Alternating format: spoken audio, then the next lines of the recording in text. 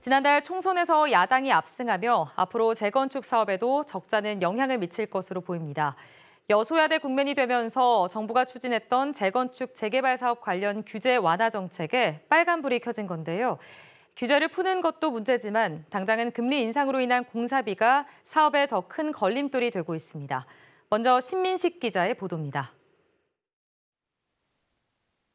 30년 이상 아파트의 경우 안전진단 없이 재건축 추진이 가능하게 하는 재건축 패스트트랙.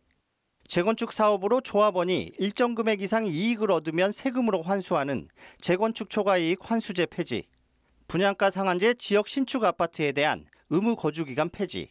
정부가 올 들어 정비사업 활성화 방안으로 내놓은 정책입니다. 하지만 모두 법을 개정해야 하는 사안들이라 다수의 의석을 차지하고 있는 야당의 동의 없이는 불가능합니다. 현재 서초구에서 진행되고 있는 재건축 사업은 88곳. 재건축을 추진하는 단지에선 정책 제동에 우려의 목소리가 나옵니다. 하지만 당장은 큰 영향을 미치지 않을 거란 분위기도 감지됩니다. 재건축 사업 추진을 정부 정책이 나오기 전에 시작했고 또 시장에 반영되기까지는 시간이 걸린다고 판단한 겁니다. 대부분의 조합들은 시나리오에 얹어놓고서 아마 진행하지는 않았을 것 같고 정부 정책이 발표 나왔다고 해서 그걸 곧바로 이게 시장에 반영될 수 있다 이렇게 아마 판단들은 아마 못하지 않았을까 싶어요. 그것보다 고금리, 인건비 인상 등으로 인한 공사비 상승이 더 큰 부담으로 다가오고 있습니다.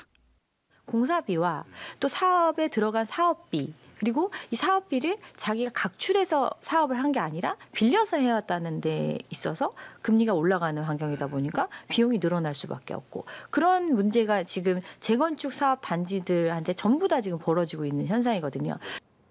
이와 함께 정부가 추진했던 다주택자 중과세 개정, 공시가격 현실화 로드맵 폐기 등 부동산 세제개혁 정책에도 제동이 걸린 상황.